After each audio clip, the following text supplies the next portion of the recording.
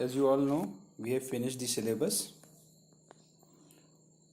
So, we are taking it to the next level. We are going to revise the important topics from this session, or we can say these are the remedial classes.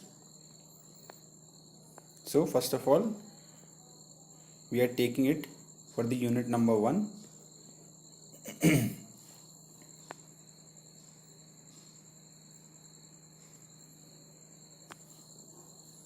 First of all, we will have a brief discussion on RGPV question paper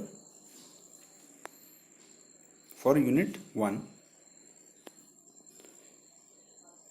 This is a question paper of November 2019. You do not have to see the all paper or all questions.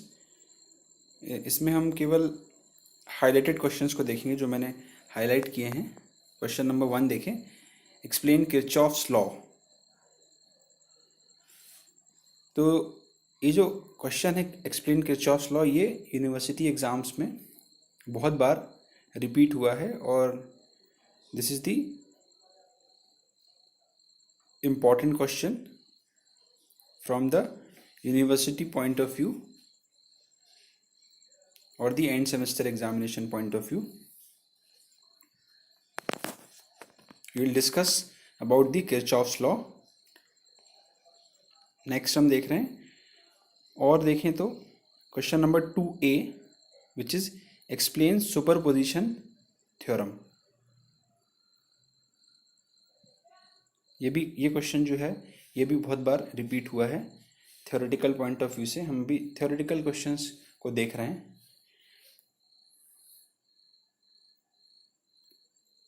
और एक और question paper मैंने यहाँ पर लिया है नवंबर 2018 का, जिसमें है question explain state and explain Thevenin's theorem, question number 1A.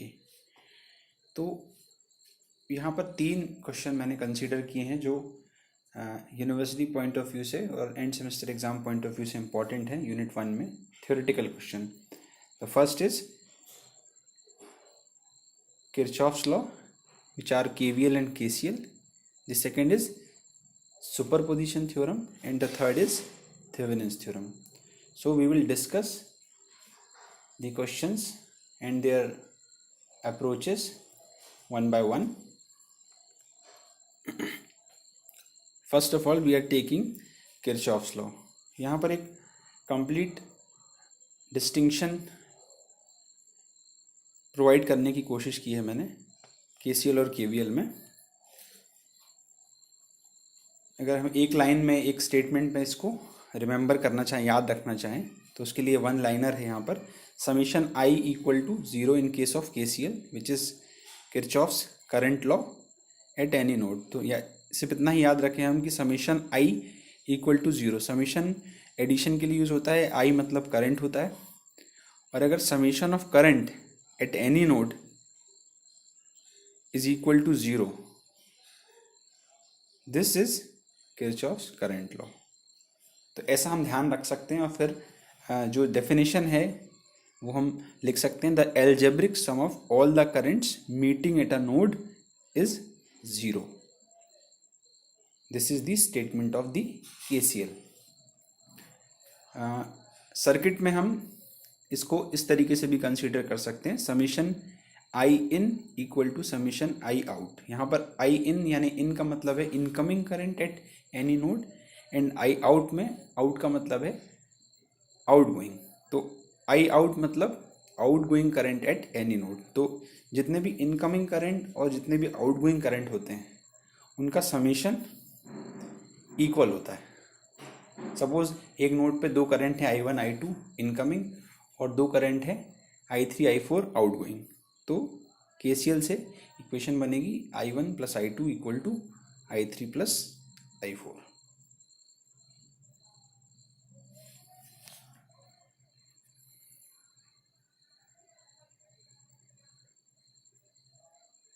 KVL के देखें एक बार.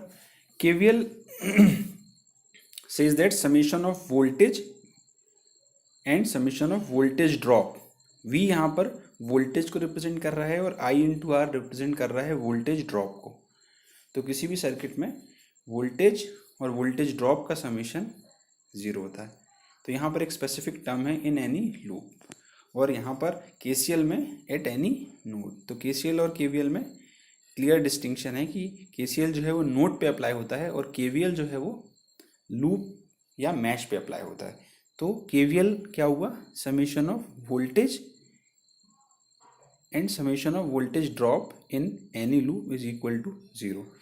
इसको ऐसा theoretically लिख सकते हैं, the algebraic sum of voltage is and voltage drops in any closed loop of a network that is traversed in a single direction is 0।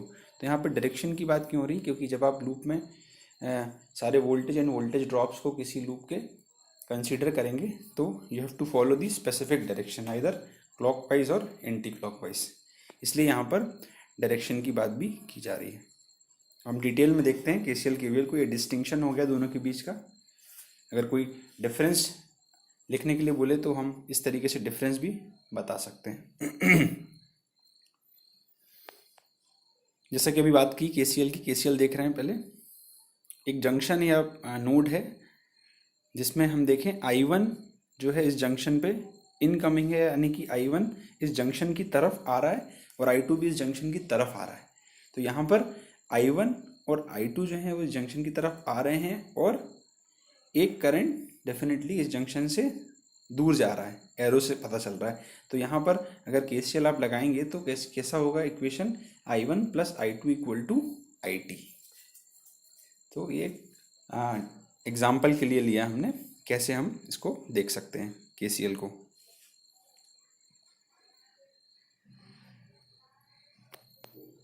एक numerical problem भी लेते हैं KCL के लिए। एक सिंपल न्यूमेरिकल है, find the magnitude and direction of the unknown currents in the figure given below.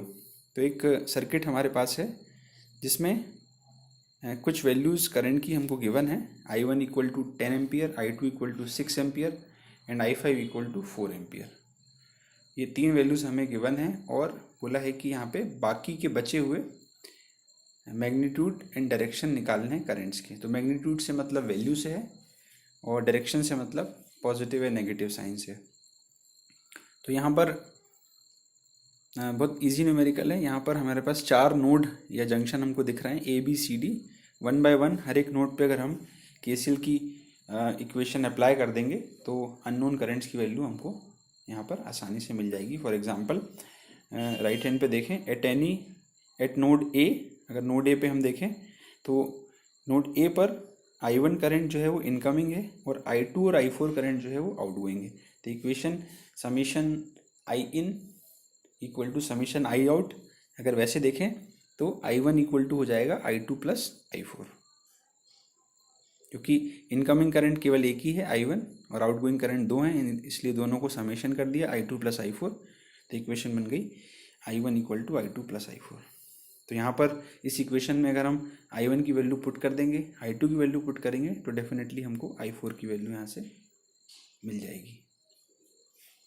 Similarly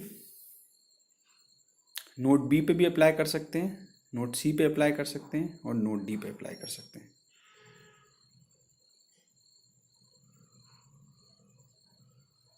तो इसको ट्राई कीजिएगा, इजी न्यूमेरिकल है और बहुत आसानी से KCL के कॉन्सेप्ट को जो है डेमोन्स्ट्रेट करता है, समझाता है।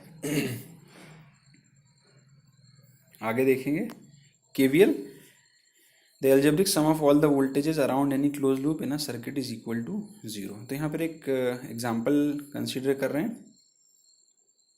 एक सर्किट है जिसमें एक 9 वोल्ट की बैटरी लगी हुई है, सोर्स लगा हुआ है, 3 रेजिस्टेंसेस लगे हुए हैं सीरीज में, R1, R2 एंड R3।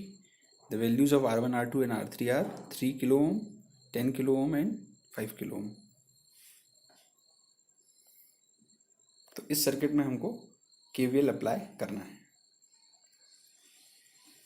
तो एक पर्टिकुलर डायरेक्शन में, जैसा कि हमने बात की थी KVL में, कि एक पर्टिकुलर डायरेक्शन में हम अज्यूम कर लेते हैं। यहाँ पर एक करंट हमने अज्यूम कर लिया, इस एक जितने नंबर ऑफ लूप होते हैं उतने नंबर ऑफ करंट हम अज्यूम कर लेते हैं केवीएल के लिए, और उसके हिसाब से हम केवीएल की इक्वेशन लिखते हैं। तो यहाँ पर केवल एक ही लूप है, सिंगल लूप का ही क्वेश्चन है, तो एक लूप के लिए एक ही करंट अज्यूम करेंगे क्लॉकवाइज डायरेक्शन में, और करंट का नाम हमने यहाँ पर लिया है आई। तो कैसे लिखते हैं देखिए केवीएल की equation.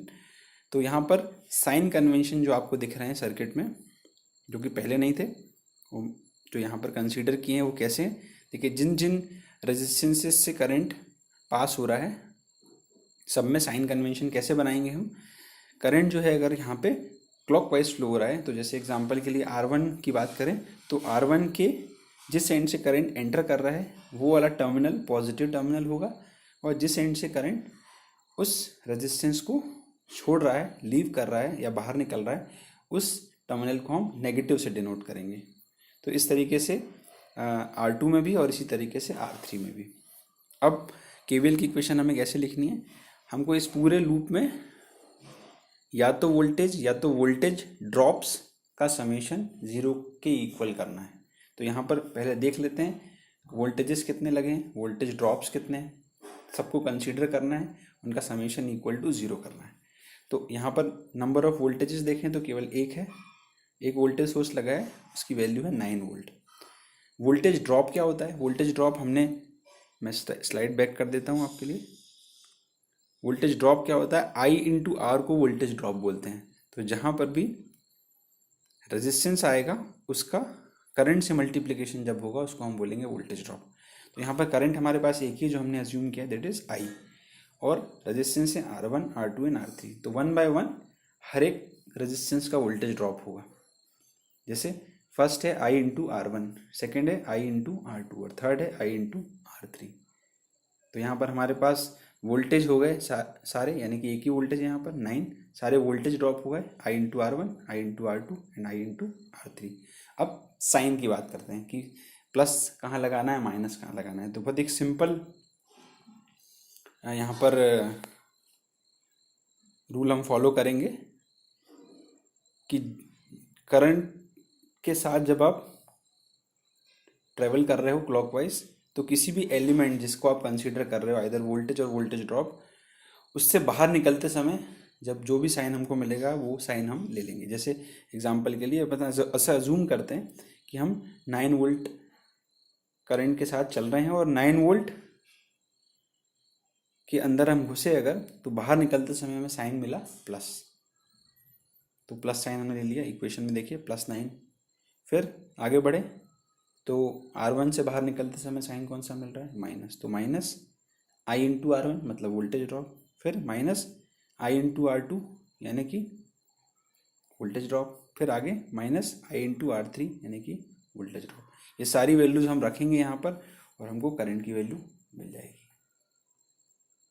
This is the simple demonstration of the KVL equation. तो ऐसे हम केवीएल इक्वेशन किसी भी लूप में लिख सकते हैं। एक एग्जांपल और देखते हैं हम केवीएल का 2 लूप के लिए। तो यहाँ पर 2 लूप्स हैं, तो 2 लूप हैं तो हम 2 लूप करंट अज्यूम करेंगे, एक I1 और एक I2, दोनों क्लॉकवाइज डायरेक्शन में अज्यूम करेंगे जैसे कि नीचे है, नीचे वाले फिगर में I1 I2 2 करंट अज्यूम किए।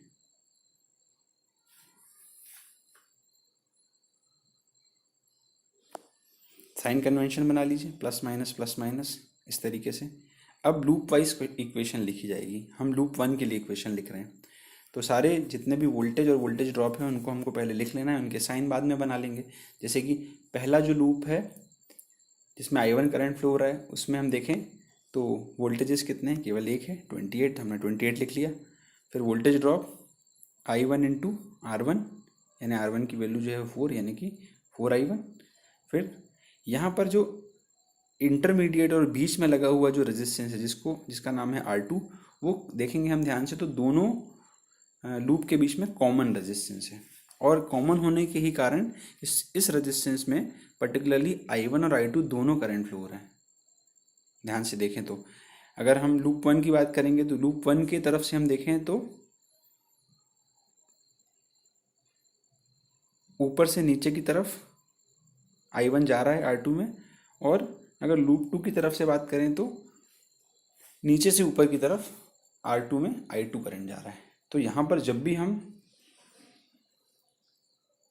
कॉमन रेजिस्टेंस को कंसीडर करेंगे वोल्टेज ड्रॉप के लिए, तब हमको क्या करना है, तो हमको यहाँ पर वोल्टेज ड्रॉप लिखना है। तो रेजिस्टेंस की वैल्यू इनटू करंट की वैल्यू, तो रेजिस्टेंस तो वही रहेगा 2 ओम। करंट की बात करेंगे तो हम जिस लूप की इक्वेशन लिख रहे हैं उसके करंट को हम ग्रेटर मानते हुए दूसरे करंट से सब्ट्रैक्ट कर देंगे। तो यहाँ पर I1 की इक्वेशन लिख रहे हैं और सब्ट्रैक्ट करना है, तो I1 माइनस I2 करंट हो गया इनटू R2। तो हमारे पास एक वोल्टेज 28, दूसरा वोल्टेज ड्रॉप 4I1, तीसरा 2 इंटू I1 माइनस I2, और बाहर निकलते समय जो भी माइनस साइन हमको मिल रहा है वो हमने माइनस साइन लगा लिया। तो इक्वेशन बन गई 28 minus 4I1 minus 2 into I1 minus I2 equal to 0। इसी तरीके से हम बात करें लूप 2 के लिए, तो लूप 2 में अगर वोल्टेजेस देखें तो 7 है।